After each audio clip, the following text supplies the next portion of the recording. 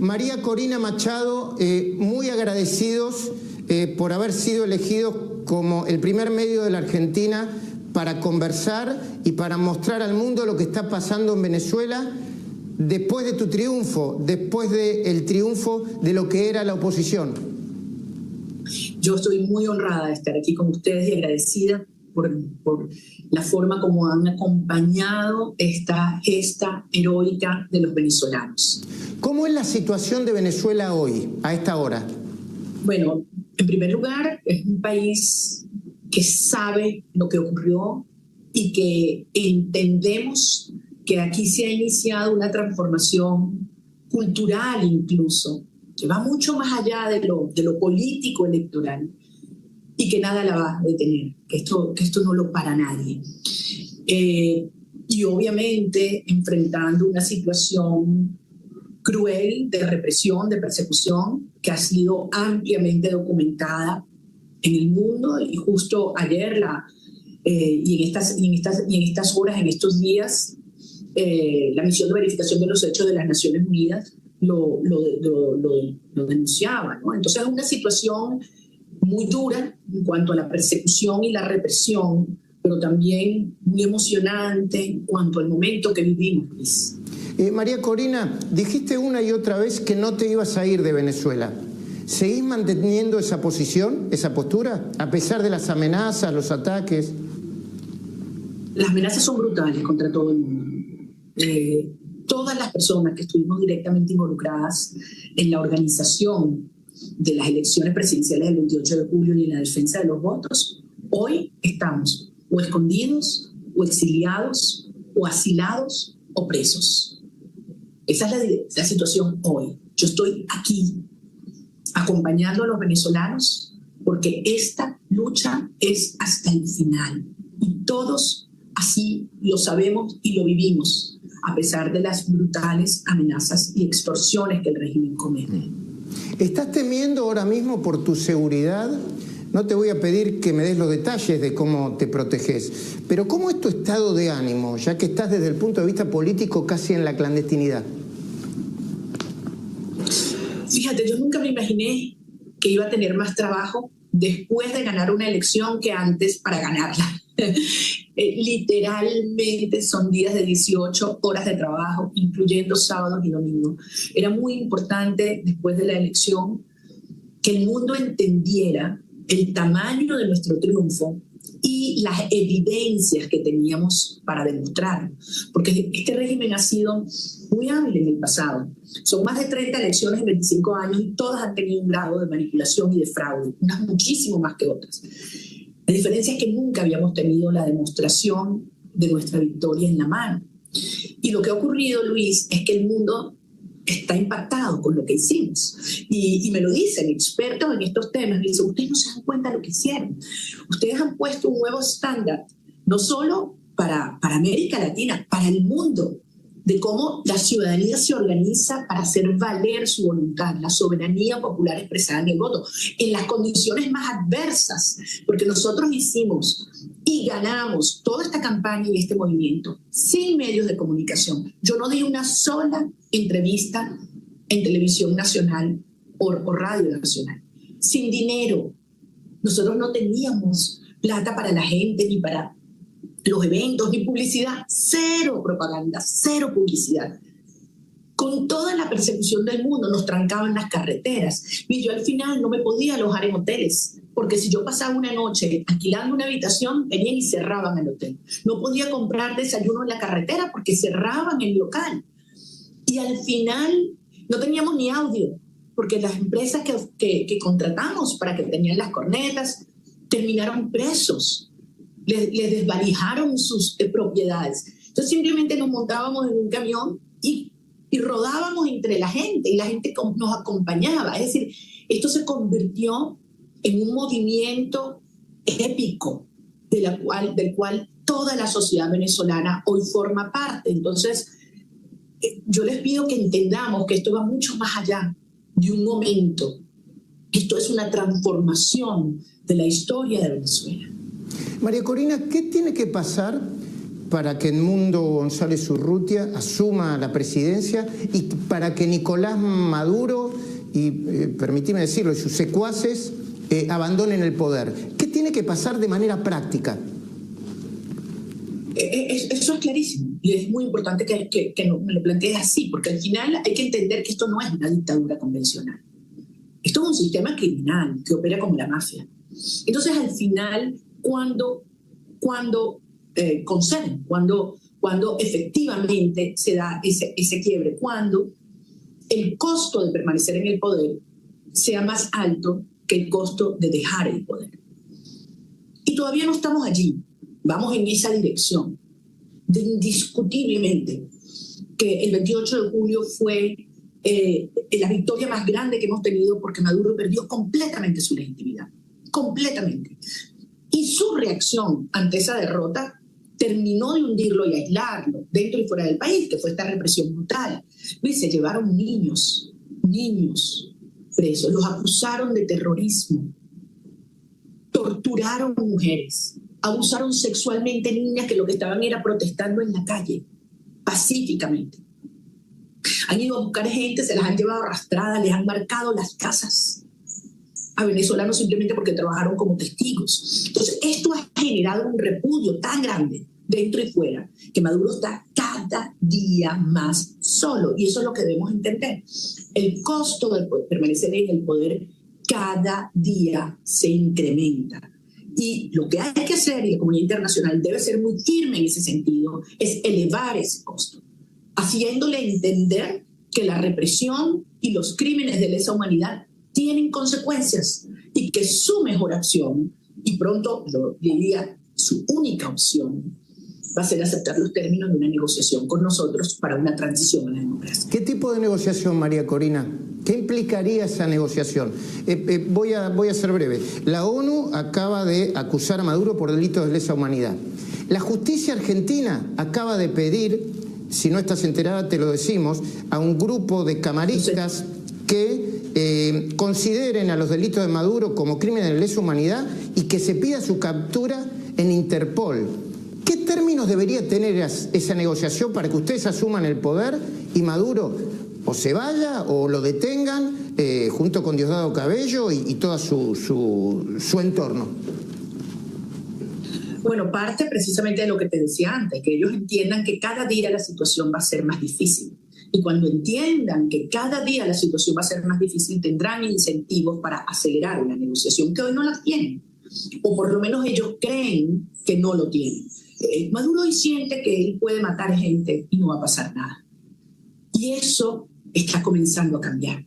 Y es muy importante porque no es solamente él, es el entorno de aquellos que hoy están soportando el sistema, pero que empiezan a verse en un futuro y dicen, con este sistema no hay futuro para mí.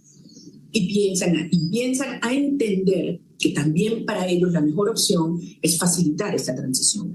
Los términos específicos son parte de la discusión, de la negociación, pero indiscutiblemente implica dar garantías, dar incentivos y hacer compromisos entre las partes. Y es un proceso obviamente complejo, pero inevitable. Y es lo que permite que podamos pacíficamente avanzar. De lo contrario, aquí, si Maduro persiste en prolongar esta agonía, el costo puede ser muy altísimo para todos. Porque estamos viendo cómo está ya aumentando la migración. Déjame darte solo una cifra. En el caso de la frontera con Brasil, antes, según la plataforma R4B de las Naciones Unidas, antes de la elección, el promedio eran 50 personas al día. El mes posterior a la elección llegó a 353 personas al día. Y la semana pasada hubo picos de más de 800 venezolanos al día. Esto es una tragedia para nosotros. Y eso es lo que quiere Maduro. Maduro quiere que la gente se vaya. María Corina, ¿el apoyo internacional es suficiente? Estados Unidos se pronunció, España se pronunció, Brasil se pronunció, Colombia se pronunció, ¿pero es suficiente o hace falta algo más? No, hace falta mucho más, mucho más. Y hace falta, y esto se está haciendo de una manera coordinada, y eso es lo importante. Porque reducir esto a declaraciones de afuera o comunicados o incluso a las protestas pacíficas de los venezolanos, es no entender que esto es mucho más complejo, porque como sistema es mucho más complejo. Si esto fuera una dictadura convencional, esto ya se habría ido hace muchísimo tiempo, con todo lo que la presión que hemos puesto dentro y fuera. Esto requiere operar en múltiples dimensiones y se está haciendo. Se está haciendo desde la perspectiva de la justicia internacional, se está haciendo desde la perspectiva de la diplomacia, se está haciendo desde la perspectiva desde la opinión pública y desde luego desde la gente, que es lo más importante. Y cuando hablo de la gente no es solo los venezolanos, los que estamos aquí, los que estamos afuera. Venezuela se ha convertido en una causa global, en una causa mundial. Mi mayor desafío no es convencer a los gobiernos. Muchos nos apoyan, desde luego. El gobierno de Argentina es uno de nuestros principales aliados. Y le agradezco muchísimo al presidente Milei, a la canciller Diana Mondino, a Patricia Bullrich, que es mi amiga personal, al vicecanciller, al Congreso, a los distintos partidos. Es que mi gran desafío es que los ciudadanos del mundo, especialmente los latinoamericanos, suman esto como su propia causa. No solamente porque quieren y les duele Venezuela, los venezolanos que conocen y están en su país, sino porque entienden que hoy en Venezuela se está definiendo el futuro de América Latina. Y por lo tanto esto es una causa de todos. Nosotros la sentimos como una causa de todos desde acá. Hablaste del presidente Milei. ¿Sentiste el compromiso personal del presidente más allá del gobierno y de lo formal y lo protocolar? ¿El compromiso humano? Absolutamente. Y desde antes de la elección somos amigos, lo respeto, le tengo mucho aprecio y tengo muchos amigos en su gobierno y en las distintas fuerzas políticas en Argentina. Yo creo que se ha entendido que lo que está ocurriendo en Venezuela está muy por encima de una diatriba ideológica o de posiciones doctrinarias de izquierda y derecha. Esto es una cosa que va mucho más allá. Esto tiene que ver con la libertad frente a un sistema opresor tiránico. Eso tiene que ver con la justicia y la verdad frente a la red de la mafia y la corrupción más perversa que ha habido en este hemisferio. Y tiene que ver con la vida. El Papa Francisco dijo hace horas sobre Venezuela que todas las dictaduras terminan mal. No fue taxativo con la situación real diciendo que no conoce los detalles. ¿Cómo interpretás vos, María Corina, esa declaración del Papa? ¿La agradecés? ¿Crees que fue insuficiente? Hizo diciendo que la Iglesia Católica ha sido una de las instituciones más firmes, visionarias y valientes en estos 25 años de lucha. Y es impresionante ver lo que ocurre en las bases de las iglesias. Luis, cuando yo hacía todos mis recorridos en la campaña, todos estos años, pero sobre todo en los últimos meses, siempre llegaba un sacerdote, un párroco, una religiosa que se me encaramaban encima de la plataforma y a veces hasta me quitaban el micrófono y hacían una oración. Es decir, esto se convirtió en una lucha espiritual. Nuestros dos cardenales, el cardenal Porras y el cardenal Padrón, han sido dos de los referentes más firmes en estos últimos días, incluso en los cuales hay tantas personas chantajeadas, extorsionadas y silenciadas. Yo he pensado mucho en lo que fue Juan Pablo II en el caso de Polonia. Cómo además de su rol político, tuvo un carácter moral, de inspiración. Y cuando Juan Pablo estuvo aquí, yo era chiquita, siempre dijo: no tengan miedo, hablen y hablen duro. Yo quiero ver al Vaticano hablando duro, sin miedo. Querés ver el Vaticano sin miedo, importante. Cada vez hay más venezolanos viviendo en Argentina. Según las últimas estadísticas, son más de 160.000. En la ciudad de Buenos Aires hay muchísimos. Los conocemos. Están muy bien preparados, son profesionales, son empáticos, se han integrado. ¿Cuál es tu mirada sobre eso? Porque nosotros lo sentimos como hermanos y lo sentimos integrados. Y obviamente que es una catástrofe, porque cada tanto ellos dicen, quiero volver a mi país. ¿Cuál es tu mirada sobre este fenómeno en Argentina y no sé, en Colombia, en Brasil, en donde suceda?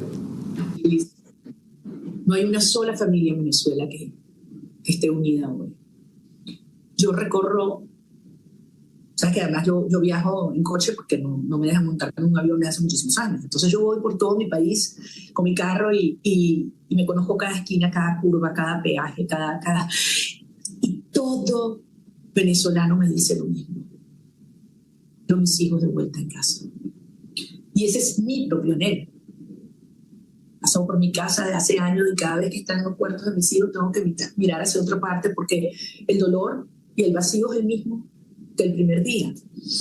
Pero esto es una fuerza muy poderosa porque el régimen buscó intencionalmente separar a los venezolanos y promovió la migración como un esquema para una especie de válvula a la presión social, pero también de debilitamiento de la estructura familiar y del ser humano. Y esto sería revertido, como todos los errores que están cometiendo. Esto se ha convertido en una enorme fuerza que nos une. Y yo les agradezco tanto a ustedes, porque yo sé que en Argentina ha sido extraordinaria la forma como ustedes han acogido y cómo se han integrado. Amigos venezolanos maravillosos, tengo muchísimos amigos, pero yo les advierto algo, yo los quiero a todos de vuelta, todos de regreso. ¿Cómo y cuándo crees que va a terminar el régimen de Maduro, de acuerdo a tu estrategia? Déjame decirte que yo desde el primer minuto, y muchos de nosotros, entendimos que tu estrategia es de mucha pasión, pero también de mucha elaboración y que estás midiendo los tiempos. ¿En qué tiempo pensás que Maduro no va a estar más? ¿En qué tiempo pensás que el mundo va a poder volver y va a poder cambiar el gobierno y el régimen en Venezuela? Nosotros hemos llegado hasta aquí porque tenemos una estrategia robusta que la hemos cumplido con disciplina rigurosa y porque hemos construido círculos de confianza que el régimen no ha podido penetrar. Por eso estamos aquí. Y han sido muchos años de lucha. Hemos tenido muchas victorias, porque en los últimos años, si algo yo escuché recurrentemente, es eso es imposible. No sabes cuántas veces me lo dijeron. Era imposible unir un país, era imposible traer esperanza de nuevo, era imposible hacer primarias, imposible sin el CNE, imposible que yo ganara, imposible que hubiese una campaña electoral con una fecha y un candidato, y era absolutamente imposible demostrar la victoria. Todo lo hicimos. Y ahora escucho gente que dice que es imposible que Maduro reconozca y ceda en el poder. Nosotros hemos hecho posible lo que otros nos han calificado como imposible consistentemente. Y obviamente hay toda una estrategia narrativa del régimen y de algunos que lo secundan, que lo que busca es desmoralizar, porque esa es el arma más dañina, peor que la mentira, peor que el terror, es cuando te buscan desmoralizar, porque te buscan quebrar en plena batalla, en plena lucha que estamos ganando, porque esto lo estamos ganando.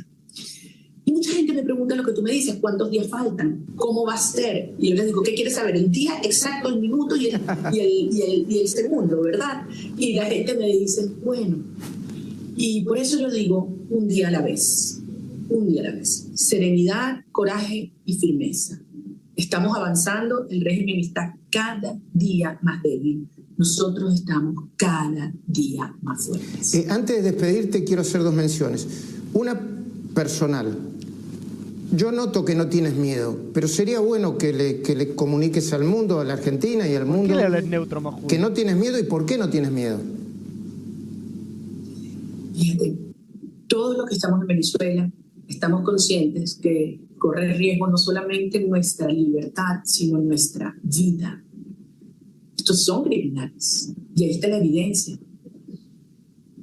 Y mientras hablamos, estoy recibiendo mensajes de la madre de María Oropesa, del hijo de Perkins Rocha, de mis compañeros que están siendo objeto de todo tipo de persecución en esta hora, que están escondidos, que se tienen que cambiar de casa todas las noches, que los rodean, que los amenazan, que amenazan a sus familias. Es decir, eso es lo que estamos viviendo hoy.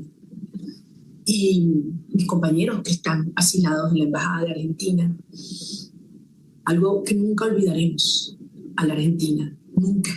Es algo que le agradeceré toda mi vida. Y lo agradeceremos como sociedad, ¿sabes? Te quito los últimos segundos y te agradezco profundamente este tiempo, que sé que es poco, que vale muchísimo para nosotros también. Y te pido que nos digan de qué se trata la próxima marcha del próximo 28 de septiembre, en donde están convocados los venezolanos y el mundo. Que le hables desde acá al mundo, si pudiese ser. Como te decía, Venezuela es hoy una causa global. Y el mundo sabe la magnitud de la hazaña cívica y la victoria que tuvimos el 28 de julio. El 28 de septiembre se cumplen 2 meses de esa victoria y necesitamos que el mundo retumbe, planteando 3 cosas. Reconocer a Edmundo González Urrutia como presidente electo de Venezuela, que lo es. En segundo lugar, exigiendo toda la presión sobre Maduro para que pare la represión y se vaya. Y en tercer lugar, apoyando y presionando las acciones de la justicia internacional y de la Corte Penal Internacional. Entonces, cada persona que vaya, cada ciudadano venezolano, argentino, canadiense, europeo, asiático, es fuerza pura, es energía, es lograr esa presión para que el mundo vea la fuerza que tenemos, los gobiernos entiendan que es una causa de la gente y Maduro se dé cuenta de una vez por todas que esto no tiene vuelta atrás y que aquí nadie va a pasar la página y aceptar sus crímenes. Cruzaron la línea roja y su mejor opción es aceptar los términos de una negociación. Nosotros no dejaremos de actuar, de motivar, de incorporar más y más gente, más y más fuerza hasta lograr nuestro cometido, y eso es hasta el final. María Corina Machado, desde lo profesional y desde lo personal, estamos muy agradecidos por esta entrevista y estaremos siempre del lado que corresponde, del lado de la justicia y de la verdad. Muchísimas gracias. Gracias. Un placer.